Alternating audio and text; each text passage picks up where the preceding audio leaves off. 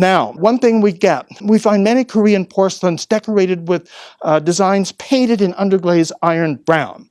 We don't find this in China. We find other ceramic wares, stonewares and such, decorated with painted in designs in underglaze iron brown slip. But Koreans sometimes would use iron brown for decorating porcelain. Again, unlike the Chinese, sometimes the Korean underglaze iron brown designs are highly pictorial. Other times they are whimsical. And once again, we have no idea what this represents, but these are very rare. But occasionally in Korea, you get this kind of seemingly whimsical design of a type that never ever occurs in China. It's not that porcelain is uniquely Korean, but these large round jars, to some they're called moon jars, tal hangari in Korean. And because these are uniquely Korean, they're also popular today with a real Korean spirit about them. The 21st century, this one done in 2003.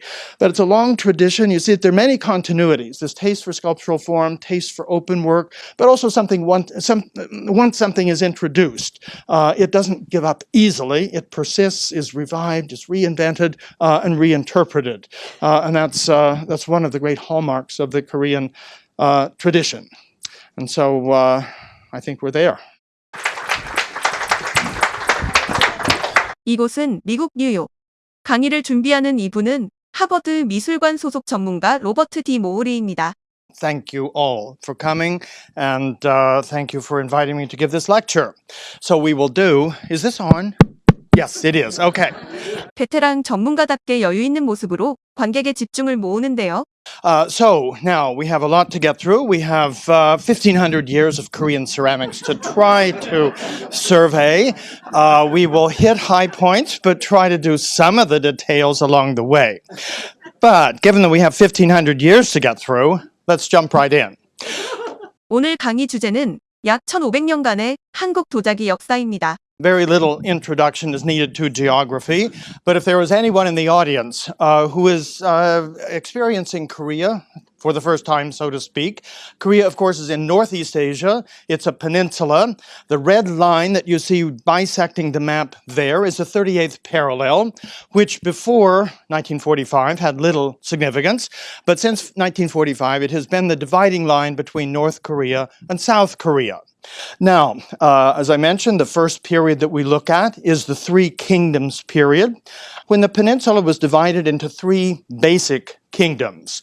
The Silla in the southeast, Baekje in the southwest, and Goryeo, which occupies much of North Korea today, but also part of what is China today.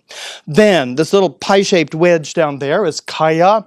It was a confederacy rather than a true kingdom, but in some ways it might be considered the fourth kingdom of the Three Kingdoms period. But there were three kingdoms and one confederacy. So we'll begin by looking ceramics from the Three Kingdoms period.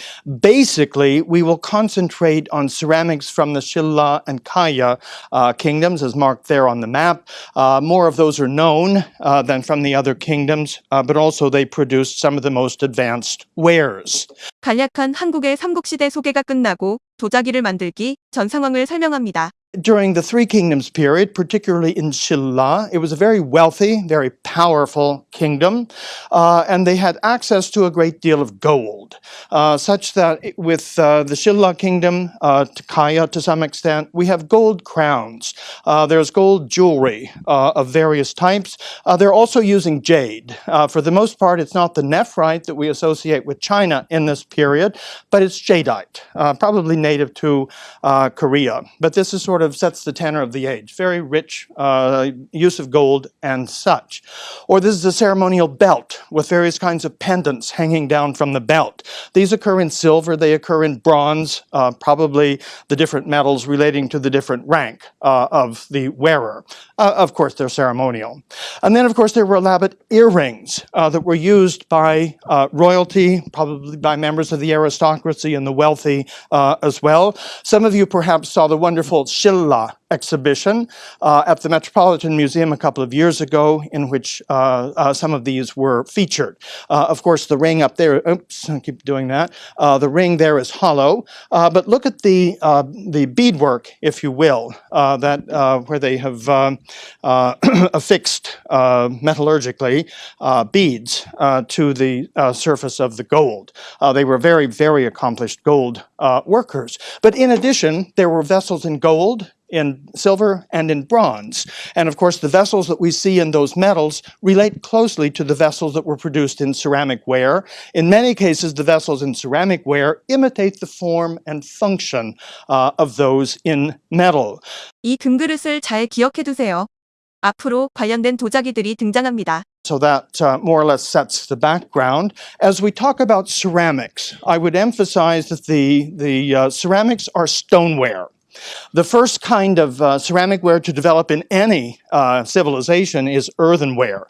It uses relatively humble clays. It's fired in the range of 800 to 900 degrees centigrade. All of you are familiar with earthenware, whether you realize it or not. Now, stoneware, it uses more sophisticated clays, and it's fired in the range of 1100 to 1200 degrees centigrade.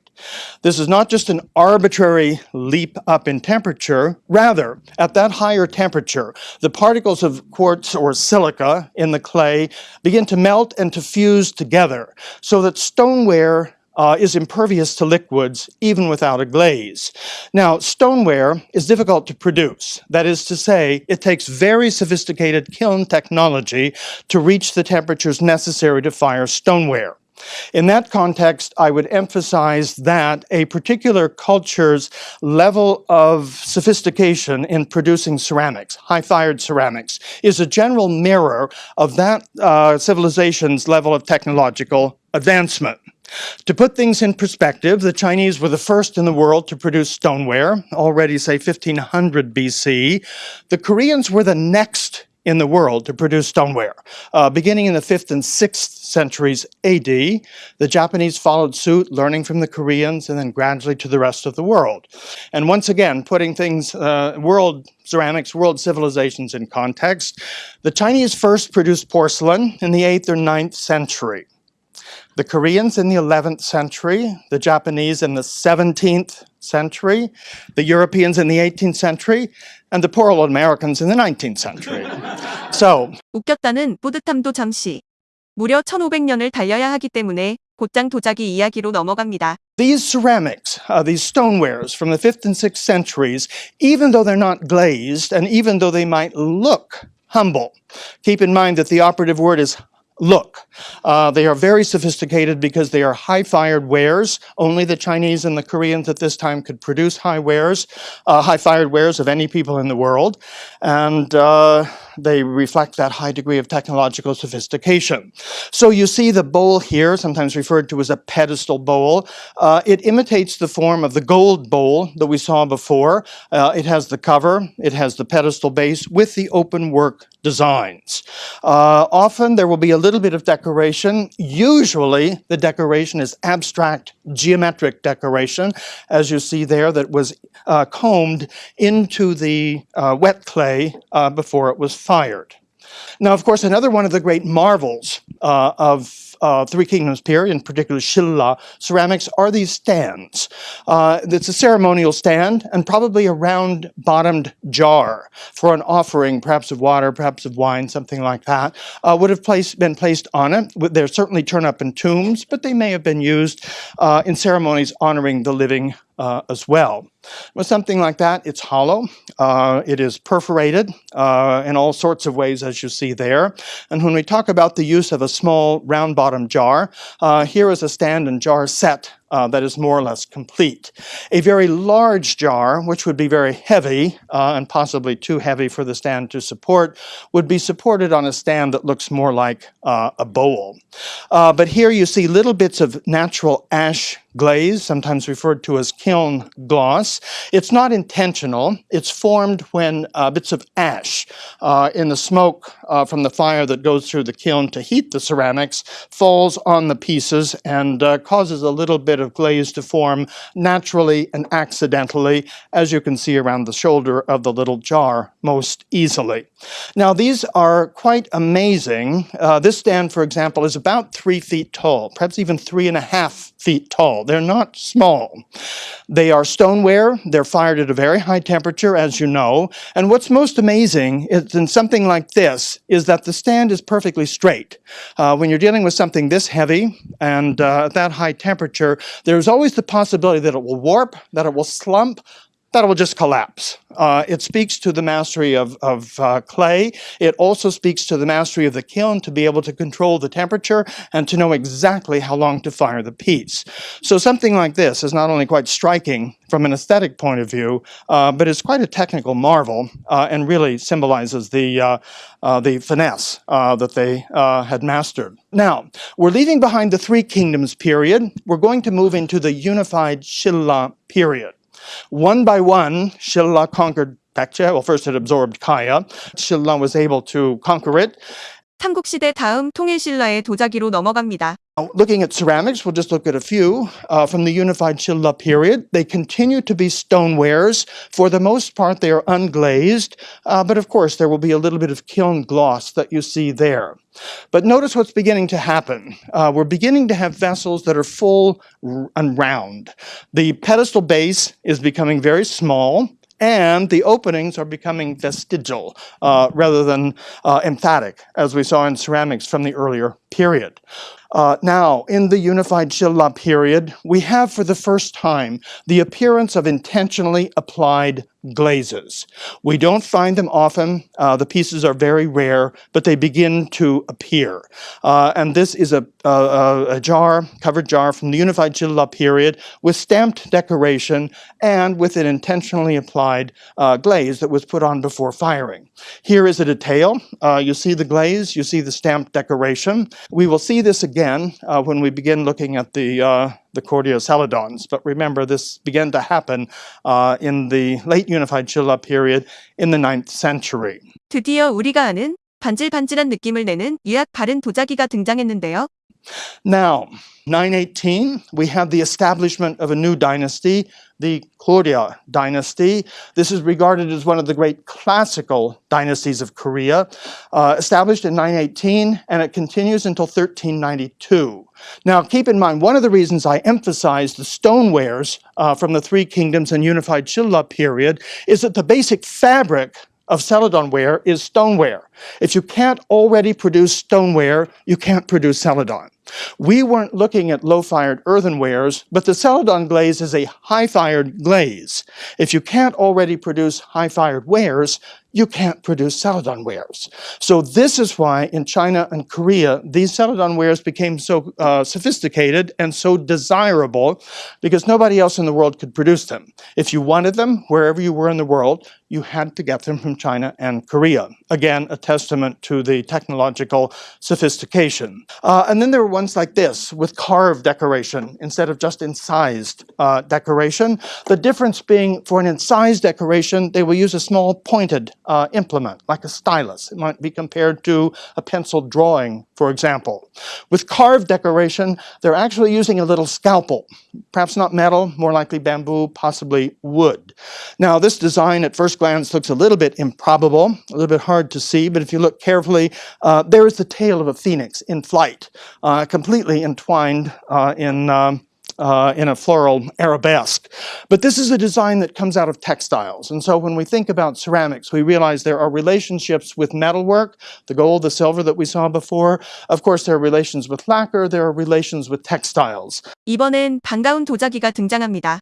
This is one of the great treasures of the Kansong Museum in Seoul. It's usually referred to as the 1,000 crane vase for obvious reasons. You have ascending cranes within the roundels, descending cranes in the interstices between the roundels, but the more sensuous shape and proliferation of decoration.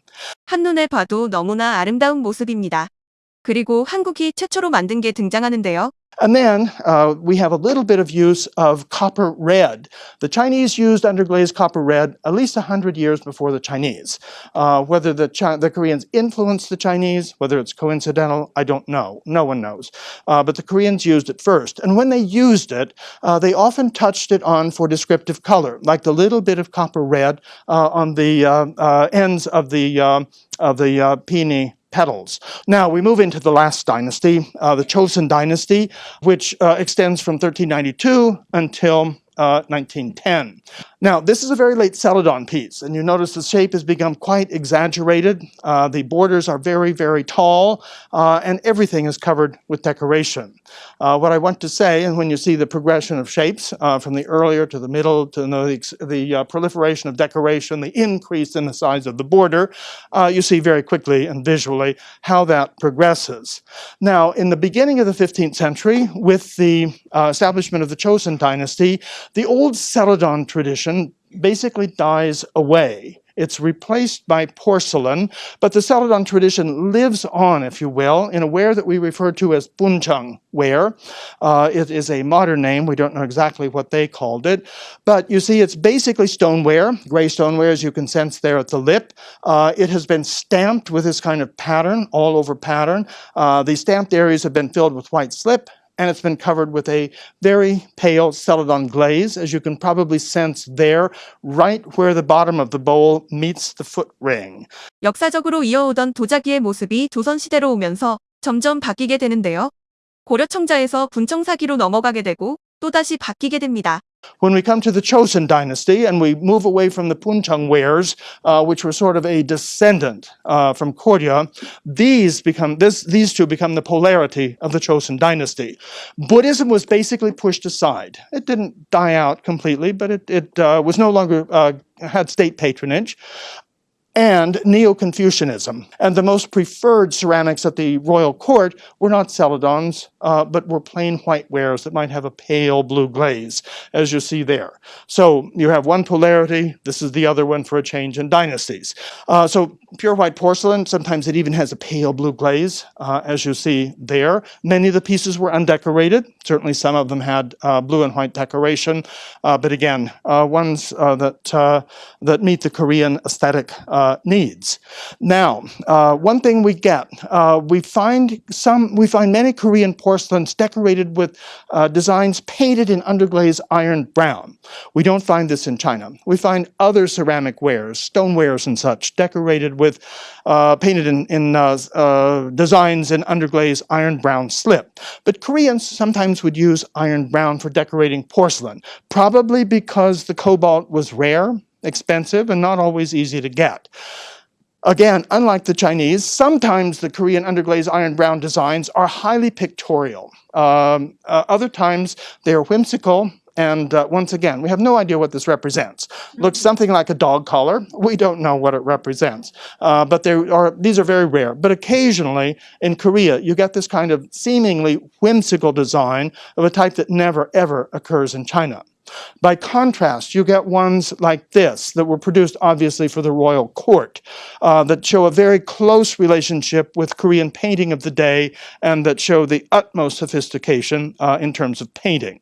그리고 한국은 여러 사건들을 맞으면서 항아리는 잊혀지는가 했는데요. 반가운 모습이 다시 부활하게 됩니다. And of course, the white porcelain, the Koreans in the 18th century had produced the so-called moon jars. In the same way that buncheong ware has been revived, if you will, in contemporary Korea as something uniquely Korean, so have the moon jars. Not that porcelain is uniquely Korean, but these large round jars, to some they're called moon jars, tal hangari in Korean, partly meaning that they're large and round like a full moon, but also because they're pure white, it's a little bit like radiant moonlight coming from the full moon. And because these are uniquely Korean, they're also popular today with a real Korean spirit about them. The 21st century, this one done in 2003. But it's a long tradition. You see that there are many continuities. This taste for sculptural form, taste for open work, but also once something is introduced, it doesn't give up easily. It persists, is revived, is reinvented, and reinterpreted. And that's one of the great hallmarks of the Korean tradition. And so I think we're there.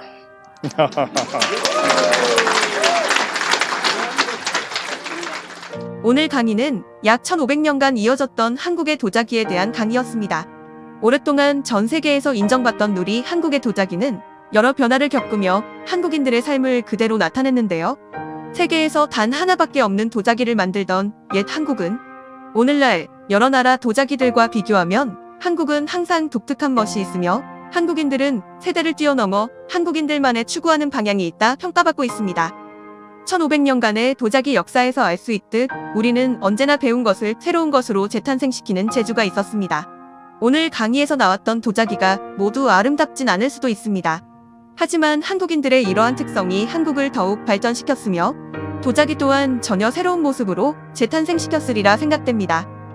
처음 만들어지고부터 전 세계에 인정받았던 한국의 도자기는 거친 세월을 지나오며 자칫 그 명맥이 끊길 뻔했는데요.